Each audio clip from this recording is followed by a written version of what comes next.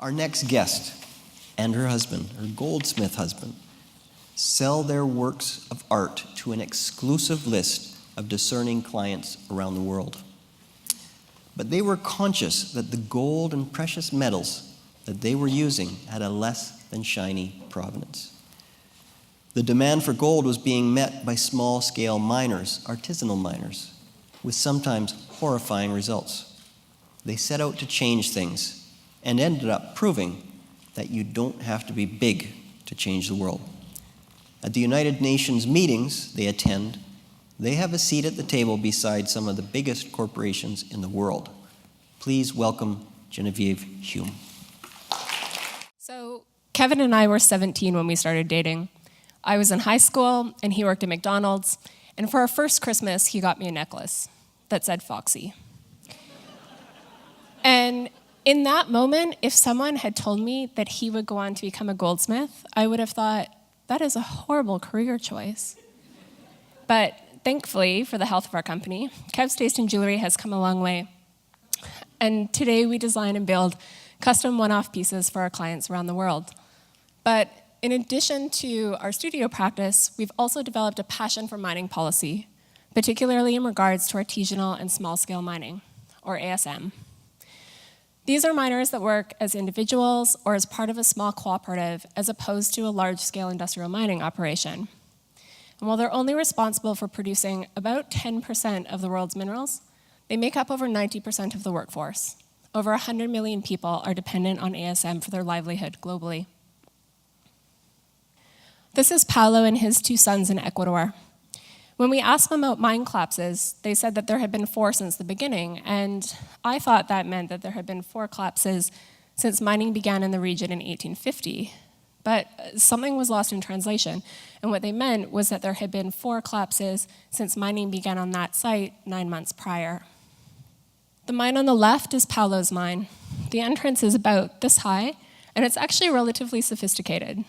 The 2 mines on the right are typical artisanal mines, and really they're little more than a foxhole. ASM is also the primary cause of mercury pollution in the world. Miners use the mercury to help remove the metal from the ore, from the rock, and subsequently they burn it off so that they're just left with gold. As a result, many miners and their families are also victims of mercury poisoning. The mercury stays in the ore, and the tailings are usually just dumped into local waterways. Here, you can see where 2 rivers converge, and upstream to the right are 17 gold processing plants. You can see the concentration of ore in the water. Birth defects, developmental disabilities, and cancer is rampant downstream in Peru. It's estimated that there's over 1 million kids working in mining. The International Labour Organization has deemed ASM to be the single worst form of child labor that exists. And what's especially horrifying is that kids are often recruited to work in the smallest mines because it's easier for them to access than adults.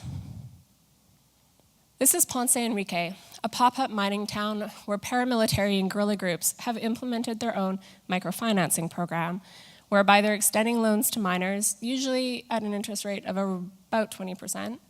And if a miner goes for a week without making a payment, he's made an example of and is executed. The tension here is palpable. Today, this gold closed at just over $83,000, and once cut, that diamond will wholesale for about $78,000. Either one of these would be enough to finance 30 teachers for 5 years in Central Africa. These are just a few of the reasons why Kevin and I believe it's so important to advocate for artisanal miners.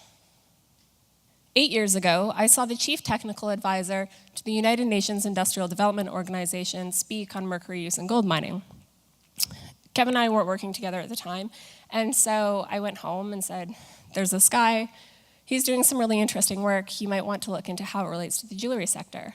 Kevin was like, all right, well, I'll give him a call and I'll take him for a beer. I said, I don't know, but I'm pretty sure that's not how you're supposed to contact senior advisors to the UN. And Kev said, no, trust me, this will be fine. Sure enough, a couple of pints later, we found ourselves working on the project that would eventually become Fairtrade Gold. Fairtrade, fair mined gold is the only independently certified, traceable, transparent gold supply in the world. Miners are given access to global markets at global prices, and the gold is mined using sustainable practices with no child labor. We are one of 2 jewelers in North America who are certified to use the metal. ASM is an informal economy. The vast majority of miners are unregistered and unprotected. And it's for this reason that we also work on property rights projects. When a miner owns the rights to mine a piece of property, they're less vulnerable to violence and exploitation, and they have more incentive to rehabilitate the land when they're done. Currently, we are also working to create a direct trade model with artisanal diamond miners in Côte d'Ivoire. The miners will be given direct access to international buyers and are trained and supported in diamond evaluation and responsible mining practices as tools for poverty reduction and community development. Now, our work in the reduction of conflict minerals has actually extended beyond gold and diamonds to include metals that are in all of your electronics. This is my favorite mine, and it's actually a tantalum mine. It's located in northern Rwanda, and it's the little mine that could. They are completely chemical-free.